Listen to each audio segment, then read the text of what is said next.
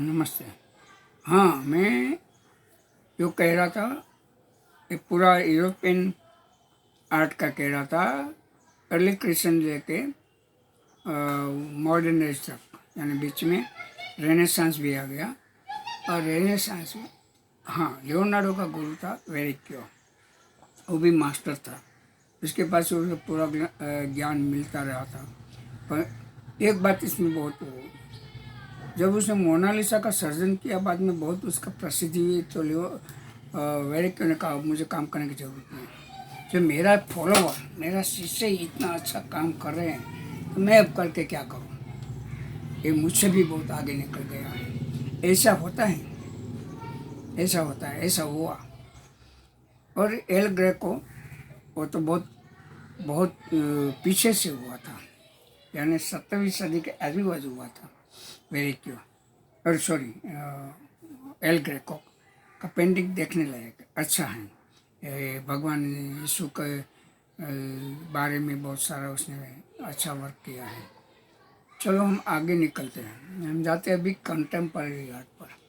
तो कंटेम्पररी का मेन प्रणेता कौन कौन हुआ, इसमें मेन थिंग है पिकासो, वान गो, गोगा, सेजा, वर्मियन, मोने, मानेट, बहुत सारा लाइन लगी है। ऐसे कलाकार वहाँ 17वीं सदी के बाद हुआ।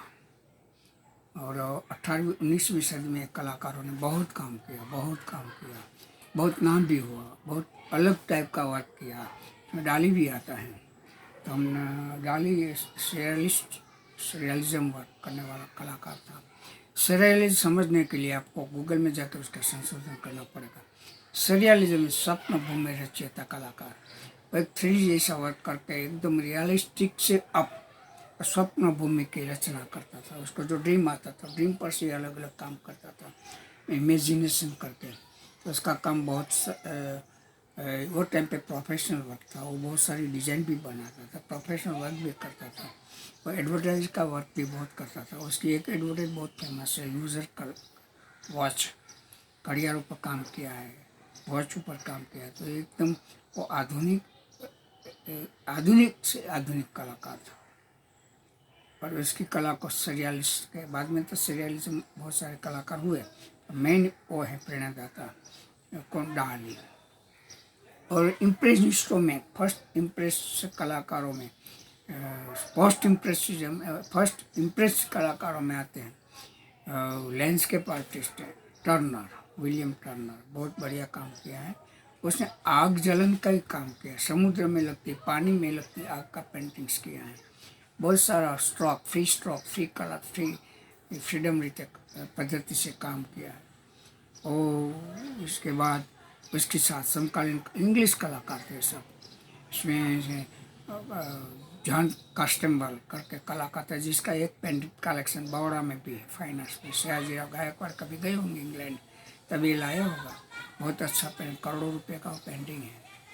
बहुत बड़ा पेंटिंग है, 50 से 12 फुट बाई 6 फुट का ऐसा बड़ा पेंटिंग है, लगा लैंडस्केप। उसकी लैंडस्केप करने की खासियत थी, उसके जो सिटी था उसके आजू बाजू ही वो काम करता था, दूर से नज़दीक से।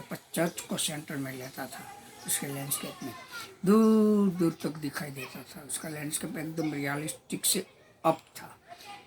इम्प्रेस एक पार्ट, एक छाप खड़ी करता, शुरुआत का इम्प्रेशनिज्म का, तो भी चलेगा। उसमें बहुत डिटेल्स थी, दूर नज़दीक तक पत्थर, स्टोन, छोटे छोटे स्टोन, बहुत सारे वर्क वो करता था। और उसके कला में मोस्ट लैंडस्केप भी किया है उसने, बहुत सारा लैंडस्केप किया है। पूरी जिंदगी बड़ा बड़ा लैंडस्केप करके निकाले, एक लैंडस्केप 2-2 साल तक करता रहता था, एक ही जगह पर बैठ के ऑन द स्पॉट देख के वो काम करता था। फोटोग्राफी भी उसके आगे इतना काम नहीं करती, इतना काम इसने किया है। उसके बाद जो कलाकार हुआ वो पोस्ट इम्प्रेसिव हुआ। इसमें गोगी, सेजान, वान गो, वो मेन प्रधान कलाकार है। वान गो मेन है। वान गो की लाइफ बहुत अलग टाइप की है, सबसे हटके लाइफ है। उसकी लाइफ में बहुत सारा जिसको कहते हैं पीड़ा हुई है उसको।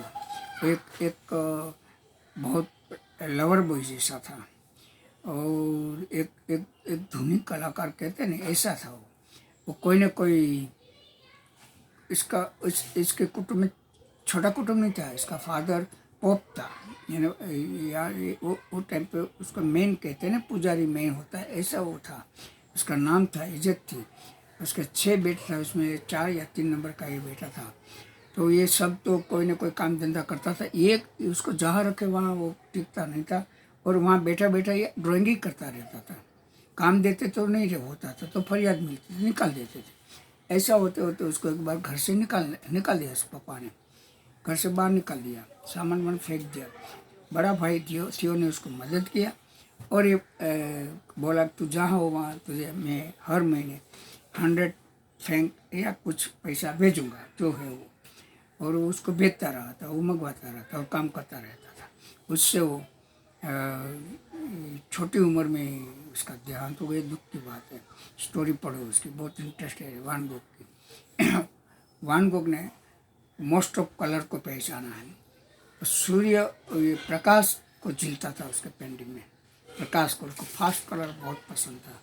यानी छाया को बिल्कुल बाजू में करता था, तभी तो प्रकाश दिखाई देगा। अब कलर, वो कलर कोई प्रकाश मार्फत रखता था, वो कलर को खींचता नहीं था, कलर को घूमता नहीं था। जो कलर आया उससे, जो कलर चाहिए उसका मेन कलर वो मारता था, और स्ट्रोक लगा के काम करता था। मूवमेंट वाला स्ट्रोक ही था उसमें। सनराइज का पेंटिंग बहुत बढ़िया है उसका। उसका खुद का हाउस का कोट का पेंटिंग बनाया है, खुद का पोर्ट्रेट बनाया है, बहुत सारा स्टोरी में जो उसके लाइफ में हुआ उसका पोर्ट्रेट बनाया है। इसकी स्टोरी बहुत इंटरेस्टिंग है। एक लवर बॉय जैसा था, कोई भी स्त्री को में वो भावुक हो जाता था, उसके साथ रहता था और काम करता था। ऐसे उसकी लाइफ एक तरीके कहिए तो वर्स्ट लाइफ लॉस्ट लाइफ उसका एक बुक है, वो लॉस्ट लाइफ नाम की बुक है, इंग्लिश बुक है, वो पढ़ना चाहिए।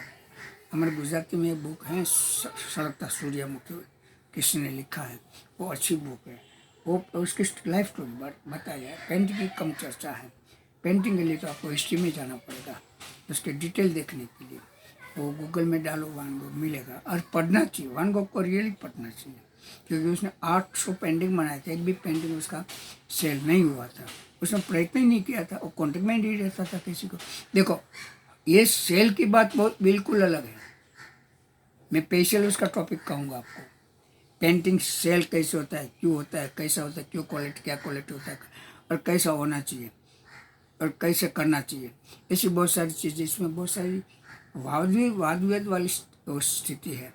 वो तो मैं कहूँगा आपको पेंटिंग सेल कैसे होता है, और पेंटिंग सेल करने के लिए क्या करना पड़ता है और कैसे होता है। मार्केट है, सब चीज़ की मार्केट है। मार्केट बिना कोई चीज़ नहीं है। और मुझे तो बहुत सारे लोग कहते हैं तो अच्छी बात है ना, मुझे जो मैं जो कर रहा हूँ कहते तो अच्छी बात है, इसमें क्या गलत है? हैं? कोई भी प्रोडक्ट, कोई भी चीज़, कोई भी बनाते हो, उसका एम तो आखिर आर्ट होता है, पेंटिंग होता है, सॉरी मार्केट होता है, हैं? पैसा बनाने का भी होता है, और क्या होता है?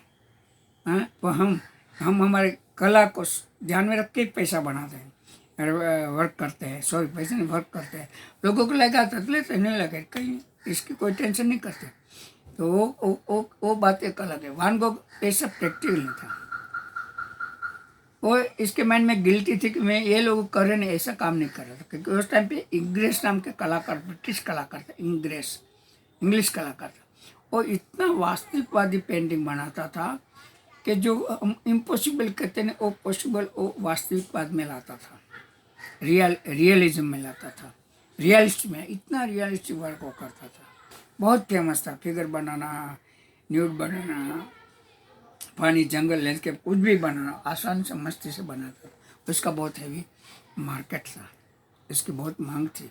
वान गोग वो देख के कहता था मुझे कुछ नहीं आता है। इसके मैंने वही घुस गया था, मुझे कुछ आता ही नहीं। एंड रियली वो टाइम पे उसका वर्क को कोई देखने भी नहीं चाहते थे, पसंद भी नहीं करते थे कि तू सीखता है। वो भी कहता है मैं सीखता हूँ। वो हिसाब से उसने 800 जितना पेंटिंग बनाया। कभी किसी वो ट्राई किया उसने फ्रेंड के द्वारा, पर फेल गया उसमें। कोई ने किसी को देखा नहीं। जब वो ऑफ हो गए बाद में 50 साल के बाद, 60 साल के बाद, उसका वंश वालों ने उसको आगे लाया, उसके थियो का बेटा ने उसको आगे लाया। और उसका वर्क बाहर लाया और सो एग्जीबिशन के बाद में बहुत बहुत ऊंची मार्केट बनी। और आज की स्थिति में वान गॉग का सबसे बड़ा महंगा पेंटिंग सब है।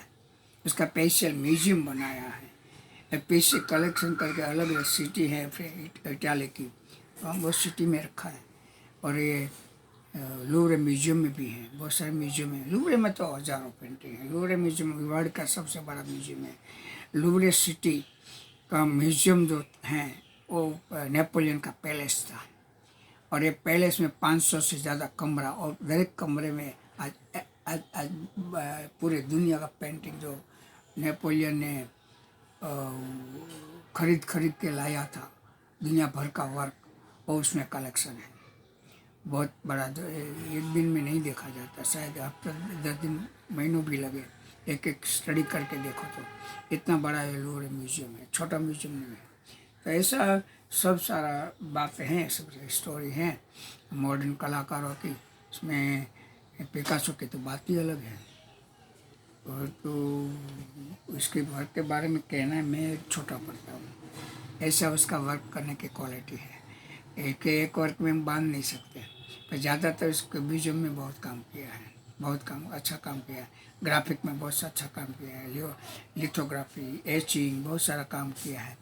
उसमें शिल्प भी बनाया है, बहुत सारा शिल्प भी बनाया है। उसका वीडियो देखो तो पता चलेगा। बिल्कुल बिंदास कलाकार था, और बहुत लॉन्ग कलाकार, अच्छे कलाकार तो लॉन्ग आयुष्य भगवान देते हैं उसको, बहुत लंबी आयुष्य देते हैं। हमारे यहाँ जो कलाकार जो नाम बहुत ऊँचा आया था, हुसैन साहब, वो भी बहुत अच्छा दिलदार कलाकार था, बहुत मस्ती वाला कलाकार था, बहुत एंजॉय वाला कलाकार। पब्लिसिटी उसको बहुत पसंद थी, और पब्लिसिटी के लिए बहुत कुछ करता था। यानी पब्लिसिटी के हिसाब से उसका बहुत नाम हुआ। उसकी कला भी बहुत अच्छी, बोल्ड एंड रेखांकन, बोल्ड कलर और बोल्ड रेखांकन काम करते थे। वो प्रसंगोपात चित्र बनाते थे, स्पेशल कोई उसका ये बनाना नहीं था। प्रसंगोपात वो फेमस हुआ था, रामायण के बहुत सारे सीरीज बनाए उसके पास, उसके फेमस हुआ। माता दुर्गा कह के इंदिरा का बहुत बड़ा वर्डिंग पेंटिंग बनाया था, तब उसकी बहुत नाम हो गया था। और इसी बात तो पहला महंगा पेंटिंग उसका कोई डायमंड व्यापारी ने सूरत में लिया 10 लाख में, 85-84 की बात है। तब तो हाहाकार हो गया था, सबसे महंगा पेंटिंग उसका बिका था। ऐसे बहुत सारा पेंटिंग उसका बिका है, गया है, कलेक्शन में हुआ है। तो हुसैन साहब घोड़े हॉर्स में भी फेमस है, हॉर्स भी उसने बनाया। लास्ट में माधुरी का पेंटिंग माधुरी को लेके फिल्म भी बनाई गजगामी, और पेंटिंग भी बहुत गया, डांस का किया माधुरी का। और तो घर पे और रिक्शा ऑटो में सब में फेमस, सामान्य लोग से तवंगर तक उसे फेमस हो गए। वो लोग इंडिया के आउट में भी फेमस हो गए। तो हुसैन साहब की बात बिल्कुल अलग थी। उसको आर्टिस्ट तो बहुत उसको करते थे, और उसकी पड़ी नहीं थी, क्योंकि काम करने वाले को ऊपर ध्यान नहीं जाता, काम पर ध्यान देता है। तो ऐसे ही सब बात है। और हमारा साहिब से के.जी. सुब्रमण्यम साहब ने सिद्धांतिक आदमी थे, सिद्धांत वाले थे। पैसों के लिए कला कभी उसने सर्जन नहीं किया है। उसने बहुत सारा सामाजिक प्रश्न लेकर काम किया है। वो खुद कलर बना के बनाते थे, बोल्ड रेखा, फास्ट कलर्स भर के वो काम करते थे। सामाजिक सोचे, वो प्रोफेसर रहे थे, वो डीन रहे थे। और 2016 में उसकी देहांत हुआ, तो दुख भी बहुत हुआ वो टाइम पे। वो भी मुझे, मेरा सर था, मुझे उसको बहुत प्रेरित किया था। मुझे 6 मास घर पे ही रखा था। इतना अच्छा मेरा फादर एक कलाकार में प्रेरणा था। दुख होता है ऐसे कलाकार, उनसे भी अच्छे आयुष्य बोलो कि अच्छा काम दे के देश को, और पद्मश्री अवार्ड भी उसको मिला था। इससे ऐसे कलाकार बहुत कम होते हैं, युगों के बाद होते हैं। मैं यहाँ एक बात यहाँ पूर्ण करता हूँ।